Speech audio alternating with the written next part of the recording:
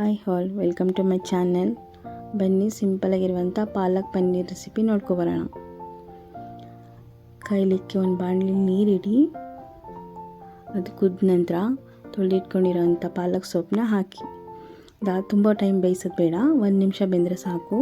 ಅದು ಒಂದು ಕುದ್ದ ತಕ್ಷಣ ಆಫ್ ಮಾಡಿ ಅದು ತಣ್ಣೀರಲ್ಲಿ ಸೊಪ್ಪನ್ನೆಲ್ಲ ಮುಳುಗಿಸಿಡಿ. ಅದು ಕಂಪ್ಲೀಟಾಗಿ ತಣ್ಣಗಾಗೋ ತನಕ.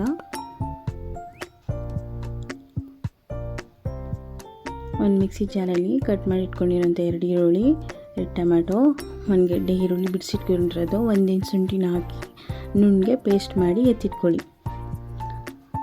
ಮತ್ತು ಒಂದು ಪ್ಯಾನ್ ಕಾಯಕ್ಕಿಟ್ಟು 1 ಸ್ಪೂನ್ ಬೆಣ್ಣೆ, 1 ಸ್ಪೂನ್ ಎಣ್ಣೆ, ಅದು ಕಾಯ್ದ ನಂತರ ಕಟ್ ಮಾಡಿ ಇಟ್ಕೊಂಡಿರೋಂಥ ಬೆಳ್ಳುಳ್ಳಿ,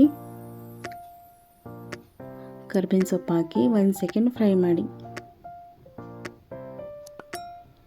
ಅದು ಫ್ರೈ ಆದ ನಂತರ ಸಣ್ಣ ಕಟ್ ಮಾಡಿ ಇಟ್ಕೊಂಡಿರೋಂಥ ಈರುಳ್ಳಿ ಹಾಕಿ 1 ಸೆಕೆಂಡ್ ಚೆನ್ನಾಗಿ ಬೇಯಿಸ್ಕೊಳ್ಳಿ.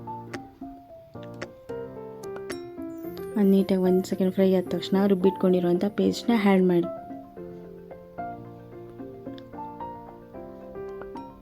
ಇವಾಗ ಅದಕ್ಕೆ ಡ್ರೈ ಮಸಾಲೆ ಎಲ್ಲ ಹಾಕ್ಕೊಳ್ಳೋಣ. 1 ಸ್ಪೂನ್ ಅಚ್ಚ ಖಾರದ ಪುಡಿ, 1 ಸ್ಪೂನ್ ಧನಿಯಾ ಪೌಡಿ, 1/4 ಸ್ಪೂನ್ ಅರಿಶಿನ, 1 ಸ್ಪೂನ್ ಗರಂ ಮಸಾಲ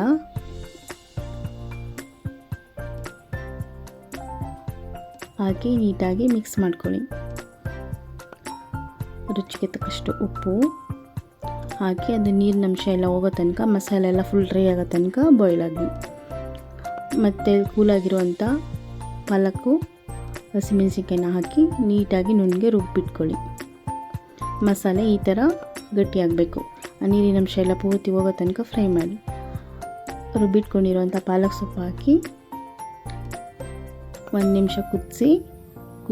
ನೀರು ಎಷ್ಟು ಬೇಕು ಅಷ್ಟನ್ನ ಹಾಕ್ಕೊಳ್ಳಿ, ತೇಳು ಗಟ್ಟಿನ ನೋಡಿಕೊಂಡು. 1 ನಿಮಿಷ ಕುದ್ದ ನಂತರ ಕಟ್ ಮಾಡಿ ಇಟ್ಕೊಂಡಿರೋಂಥ ಪನ್ನೀರ್ ಹಾಕಿ 5 ನಿಮಿಷ ನೀಟಾಗಿ ಕುದಿಸ್ಕೊಂಡ್ರೆ ಲಾಸ್ಟಲ್ಲಿ 1 ಸ್ಪೂನ್ ಫ್ರೆಶ್ ಕ್ರೀಮ್ ಹಾಕಿ ಸೂಪರ್ ಟೇಸ್ಟಿಯಾಗಿರೋ ಸಿಂಪಲ್ಲಾಗಿರುವಂಥ palak paneer recipe ready. Thank you for watching.